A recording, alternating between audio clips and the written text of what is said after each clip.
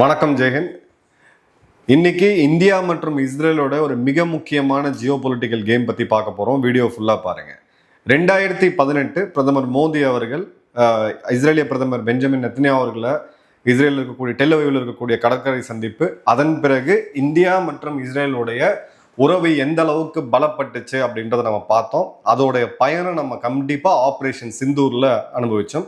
ஏன்னா அதில் பயன்படுத்தப்பட்ட பல முக்கியமான ஆயுதங்கள் இஸ்ரேல் கிட்ட இருந்து நம்ம வாங்கினதா இருக்கட்டும், இல்லை இஸ்ரேலோடு இந்தியா நிறுவனங்கள் சேர்ந்து கூட்டா தயாரிச்சதா இருக்கட்டும். ரெண்டாவது, இந்தியாவுடைய வாட்டர் நீட்ஸ், இந்தியாவுடைய தண்ணீர் பிரச்சனையை புரிஞ்சுக்கிட்டு இஸ்ரேல் இந்தியாவுக்கு கொடுத்த உதவி மிகப்பெரிய ஒரு லெவல்ல இருந்துச்சு.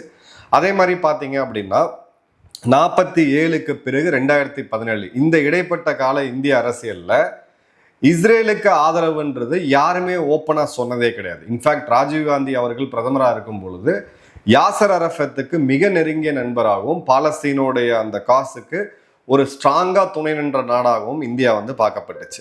இல்லை என்னன்னா, நம்ம பாலஸ்தீன் சைடு எடுக்கிறோம், இஸ்ரேல் சைடு எடுக்கிறோம்ன்றதெல்லாம் வேற. நீங்க வெஸ்ட் ஏஷியால அந்த பாலிடிக்ஸை பேலன்ஸ் பண்ணி போக வேண்டிய கட்டாயம் இருந்துச்சு. பட் இத்தனை வருட காலம் இது ஏன் பேலன்ஸ் பண்ண முடியல அப்படின்னா, இதோடைய ஜிங்ஸை உடைச்சது அன்றைய காங்கிரஸ் பிரதமராக இருந்த நரசிம்மராவ் அவர்கள் தான். அதன் பிறகு கொஞ்சம் கொஞ்சமா இதை பலப்பட்டுச்சு. பிரதமர் மோடி அவர்கள் வந்த பிறகு ஒரு மிகப்பெரிய லெவல்ல முன்னேறி இருக்கிறத நம்ம பார்க்குறோம். இப்போ முன்னேறி இருக்குன்னு நம்ம சொல்லும்போது ரெண்டு விஷயம் இருக்கு. இந்த பழைய பாலிடிக்ஸ் நீங்க பார்த்தீங்க அப்படின்னா, இவங்களுடைய டொமஸ்டிக் ஓட் பேங்க் பாலிடிக்ஸ்ல பாதிச்சிடக்கூடாது அப்படின்னு சொல்லிட்டு இன்டர்நேஷனல் ரிலேஷன்ஸ்ல இஸ்ரேலை விட்டு இந்தியா ரொம்ப ரொம்ப தள்ளி இருந்துச்சு. பல இடங்கள்ல இஸ்ரேல் இந்தியாவுக்கு உதவ முன் வரும்போது, உதாரணத்துக்கு 1971 கூட இஸ்ரேல் உதவ முன் வரும்போது இந்தியா அந்த தயக்கத்தை காமிச்சது, இன்ஃபேக்ட் மறுத்துச்சு. இது ஏன் அப்படின்னா, டொமஸ்டிக் பாலிடிக்ஸ்ல இவங்களுடைய ஓட் பேங்க் பாலிடிக்ஸ் பாதிக்கப்பட்டுரும் அப்படின்ற ஒரு லிங்க்ல இருந்ததுனால ரொம்ப ரொம்ப தயங்கி பேசப்பட்ட டாபிக்கா இருந்துச்சு. நரசிம்மராவ் அவர்கள் காலத்துக்கு பிறகு மன்மோகன் சிங் அவர்கள் வந்தாங்க. அந்த கொஞ்சமா அந்த இம்ப்ரூவ்மெண்ட், இலைமறை காயமறையா கொஞ்சம் பேச்சு, இதை ரொம்ப லோ ப்ரொஃபைலா வச்சுக்கிட்டே இருந்தாங்க. இப்போ கடந்த ஒரு 2018க்கு பிறகு இருந்த 7 வருடங்கள்ல மிகப்பெரிய லெவல்ல இன்னைக்கு இந்தியாவுடைய மிக உற்ற நண்பனா இஸ்ரேலாவும், இஸ்ரேலுக்கு மிக உற்ற ஒரு நண்பனா இந்தியாவும் இன்னைக்கு இருக்கக்கூடியதை நம்ம பார்க்குறோம். என்னுடைய போன வருஷம் இஸ்ரேல் பயணத்திலையுமே அந்த ஒரு 2 நாடுகளுக்கும் உள்ள அந்த பாம் ஹோமி அப்படின்றது, இரு நாடுகளுக்கு மக்களுக்குள்ள உறவு அப்படின்னு பார்க்கும் பொழுது அந்த பாசிட்டிவிட்டி அப்படின்றது நிச்சயமா தெரிஞ்சுது. இப்போ 18க்கு பிறகு 2026 மோடி அவர்கள் இன்று மீண்டும் இஸ்ரேலுக்கு பயணம் போறாரு. இப்போ நம்மளை பொறுத்த வரைக்கும் இது கலாச்சாரம், பண்பாடு இதெல்லாம் ஒரு பக்கம் ஒதுக்கி வச்சு நம்ம பார்த்தோம்னா, கிளியர் கட்டா இந்தியாவுக்கான டிஃபென்ஸ் பார்ட்னர்ஷிப் அப்படின்றதான் ரொம்ப ரொம்ப முக்கியம். இஸ்ரேல் இதுவரை எந்த நாட்டிடமும் கொடுக்காத, அதாவது விமானங்கள்ல இருந்து லான்ச் பண்ணக்கூடிய பியாண்ட் விஷுவல் ரேஞ்ச் மிசைல், கிட்டத்தட்ட 1000 கிலோமீட்டர் ரேஞ்ச் உள்ள மிசைல்ஸை இந்தியா கொடுக்கறதுக்கான ஒரு சாத்தியக்கூறுகள் இருக்கிறத நம்ம டிஃபென்ஸ் எக்ஸ்போர்ட்ஸ்லாம் நம்ம பார்க்குறோம். ஏன்னா இது எவ்வளோ பெரிய ஒரு கேம் சேஞ்சராக இருக்கும் அப்படின்னா, இப்போ நம்ம பயன்படுத்திய ஸ்கேல்பாக இருக்கட்டும், இல்லை அஸ்த்ரா மிசைலாக இருக்கட்டும், இதெல்லாம் ஒரு 200 கிலோமீட்டருக்கு ரேஞ்சுக்கு உள்ளதான். ஸோ பாகிஸ்தானுடைய விமானங்களை சுட்டு வீழ்த்துறதுக்கு இந்த 200 கிலோமீட்டருக்கு உள்ள நீங்கள் போய் தான் சுட்டு வீழ்த்த முடியும். அப்போ உங்கள் விமானமும் அவங்க ரேடார் சிக்னேச்சர் கிடைக்குது, அவங்க எக்ஸ்போஸ் ஆகுது. அவங்க பதிலுக்கு சீன ஏவுகணையான PL-15 பயன்படுத்தினாங்க. அது ஒரு 250 கிலோமீட்டர் ரேஞ்ச் உள்ளது. இதெல்லாம் நம்ம பார்த்தோம். இப்போ 1000 கிலோமீட்டருக்கு தொலைவில் ஒரு விமானத்துல இருந்து நம்ம ஒரு விமானத்தை இங்கேருந்து சுட்டு வீழ்த்த முடியும் அப்படின்னா, நம்ம டெல்லிக்கு தலை மேல விமானத்தை பறக்க விட்டோ, இல்லை மும்பையிலிருந்து குஜராத் கோஸ்ட்ல பறக்க விட்டோ பாகிஸ்தானோட விமானப்படையை ஒண்ணுமே இல்லாம பண்ண முடியும். ஏன்னா இதெல்லாம் ஹை அண்ட் டெக்னாலஜி. ஒரு நாட்டோடைய மக்களுடைய உழைப்பு, அவங்களுடைய மூளை, அவங்களுடைய வேர்வைக்கு உண்டானது. அந்த தொழில்நுட்பத்தெல்லாம் சிலதெல்லாம் ஹோல்ட் பண்ணுவாங்க. யாரும் கொடுப்போ, அமெரிக்கா என்னதான் பேசினாலும் அவங்க F-22 ரக விமானத்தை எந்த நாட்டுக்குமே கொடுக்க மாட்டாங்க. ஏன்னா அது அவங்களுடைய டெக்னாலஜி சுப்ரியாரிட்டி. அந்த தொழில்நுட்பத்தையும் இப்போ இஸ்ரேல் தரம் முன் வந்திருக்கிறாங்க அப்படின்றத நம்ம பார்க்குறோம். இதை பற்றி இன்னொரு டீட்டெயில் வீடியோவில் பார்க்கலாம். பட் இப்போ நெத்தன்யாஹூ அவர்களுடைய ப்ரொபோசல் என்ன அப்படின்னு பார்த்தீங்கன்னா, ஒரு ஹெக்ஸகன் அலையன்ஸ் அப்படின்றது தான், 6 நாடுகள் சேர்ந்த கூட்டமைப்பு அப்படின்றது.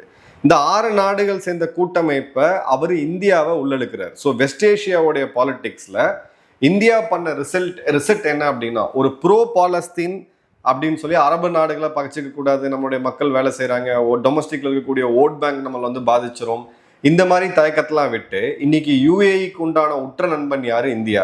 UAE அதிபர் ஒரு தனி ஃப்ளைட் எடுத்துட்டு 3 மணி நேரம் இந்தியா பிரதமரை சந்திச்சுட்டு திரும்ப போன நிகழ்வு நம்ம 2 வாரம் முன்னாடி தான் பார்த்தோம். சவுதிக்கு ஒரு மிக முக்கியமான பார்ட்னர் யாரு? இந்தியா. கத்தாருக்கு ஒரு மிக முக்கியமான பார்ட்னர் யாரு? இந்தியா.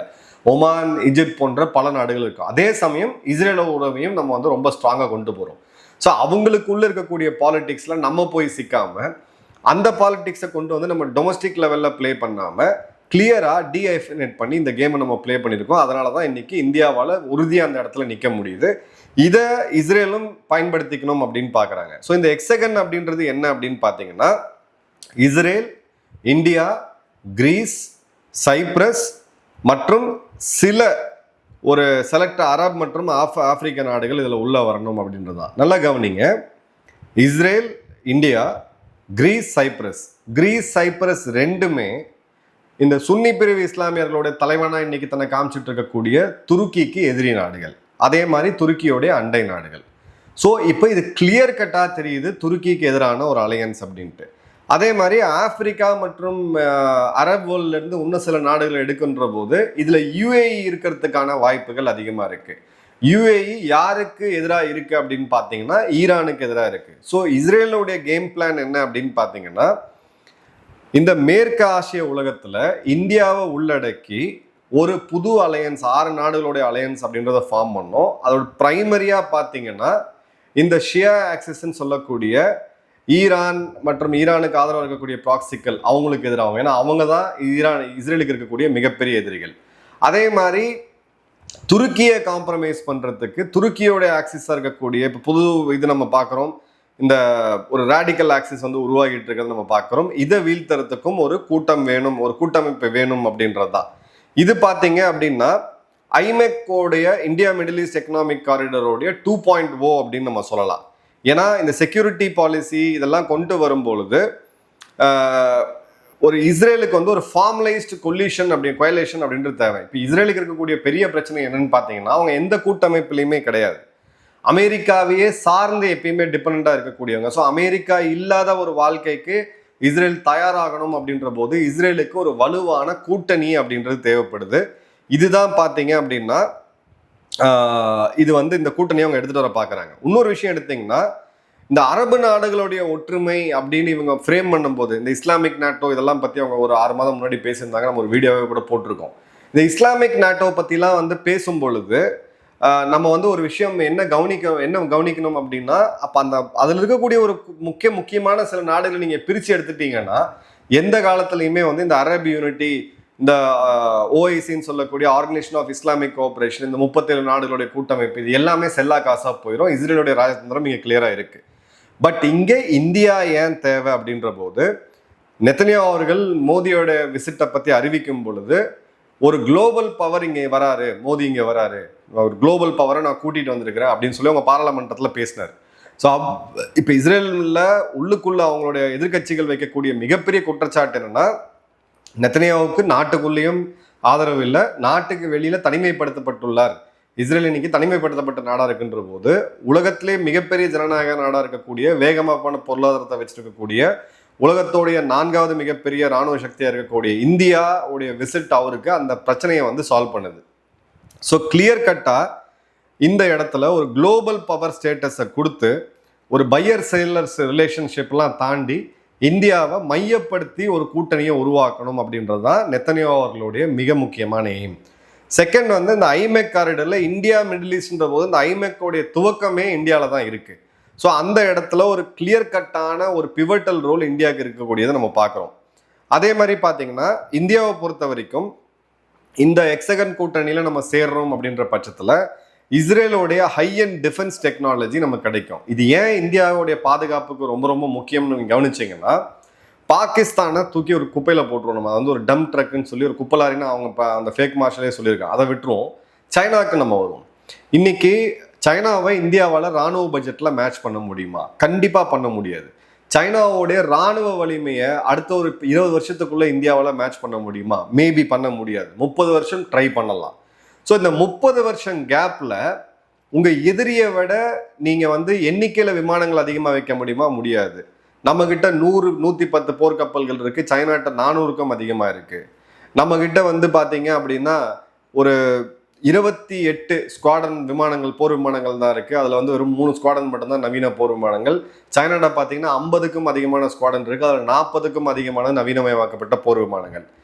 எண்ணிக்கை இது நீங்கள் ஏவுகணை எடுக்க முடியுமா? ஸோ இந்த இடத்துல நம்ம மேட்ச் பண்ண முடியாது. அப்போ எதிரியை வந்து நம்ம எப்படி ஒரு ஆர்ம்ஸ் டிஸ்டன்ஸில் வைக்கிறது, எதிரியை எப்படி நம்ம கிட்ட மோதாமல் பார்த்துக்கிறது, மோதுறதுக்கு அவன் பயப்படணும் அப்படின்னா சில முக்கியமான தொழில்நுட்பத்தில் நீங்கள் எதிரியை விட ஒரு லெவல் மேலே இருக்கணும். அந்த இடத்துல தான் இஸ்ரேலோடைய இந்த டிஃபென்ஸ் பார்ட்னர்ஷிப் அப்படின்றது மிக முக்கியமாக வருது.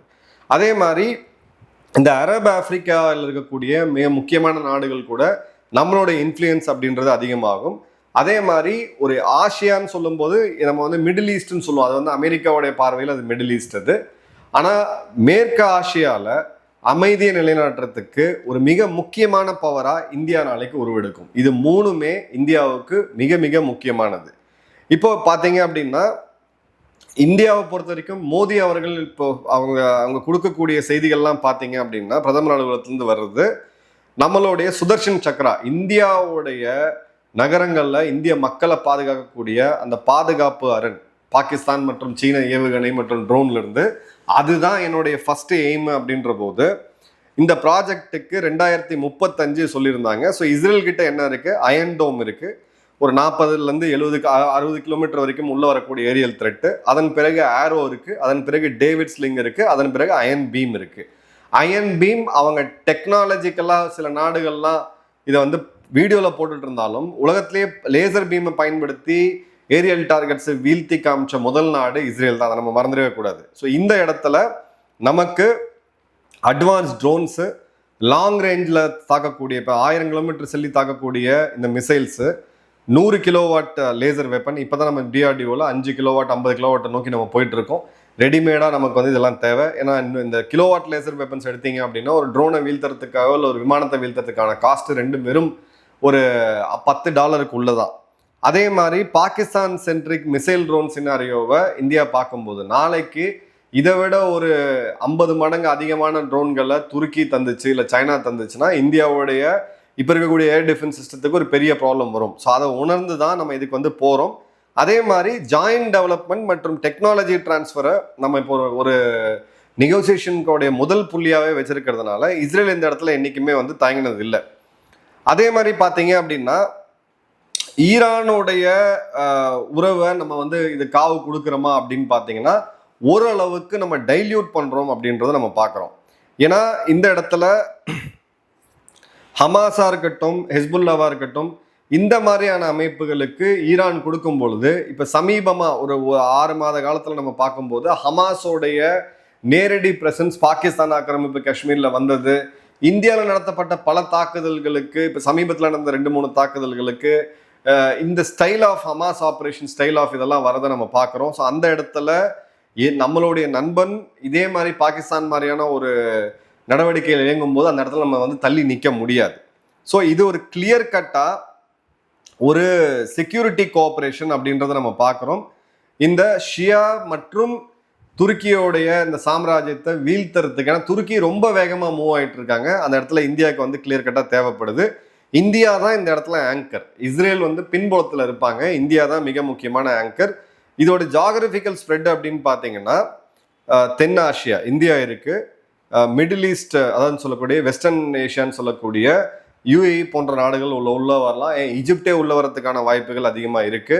ஆப்பிரிக்கா இன்வால்வ் ஆகுது, வெஸ்ட் ஏஷியாவுடைய மேற்கு பக்கம் இருக்கக்கூடிய இஸ்ரேல் கிட்டத்தட்ட ஒரு பேருக்கு தான் அது வந்து வெஸ்ட் ஏஷியான்னு சொல்லலாம், ஒரு ஐரோப்பிய நாடு தான் இஸ்ரேல் பொறுத்த வரைக்கும்.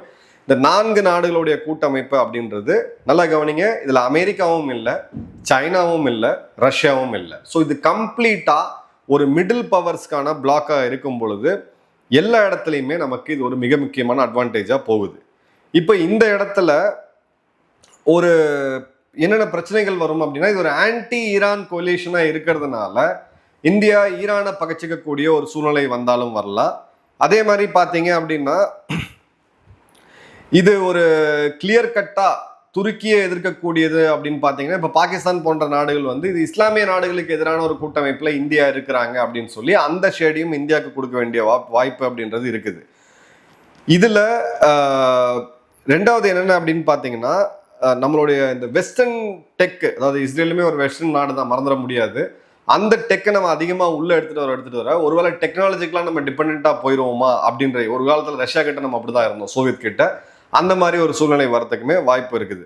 இப்போ இந்த ஐமெக்கோடைய இந்த இடத்துல இது ப்ரொஜெக்ட் ஆகி போச்சு அப்படின்னு பார்த்தீங்கன்னா 2030க்குள்ள இந்தியாவுக்குள்ள எந்த ஒரு வான்வெளி தாக்குதலும் நடத்த முடியாத அளவுக்கான ஒரு அரணை வந்து இஸ்ரேல்கிட்ட இருந்து கூட்டாவோ இல்லை அவங்ககிட்ட இருந்து வாங்கியோ இந்தியா உருவாக்கக்கூடிய ஒரு ஒரு ஒரு பாயிண்ட் வந்து வரும். அதே மாதிரி ஐமெக்கோடைய மொமெண்டம் கெயின் ஆச்சு அப்படின்னா இந்தியா ஐரோப்பாவுடைய ட்ரேட் டீலோடைய மேக்சிமம் பெனிஃபிட்டை நம்மளால தான் பெற முடியும். ஏன்னா வரி குறிப்பு விகிதம் குறைப்பு அப்படின்றது ஒன்றா இருந்தாலும் நமக்கு டிரான்ஸ்போர்ட்டேஷன் காஸ்ட் ரொம்ப ரொம்ப முக்கியம். ஐரோப்பா மார்க்கெட்டை நம்ம சீக்கிரமாகவும் போக முடியும், அதே சமயம் நம்மளுடைய மெரைன் இன்சூரன்ஸ்லேருந்து எல்லா விஷயமும் கம்மியாகும்.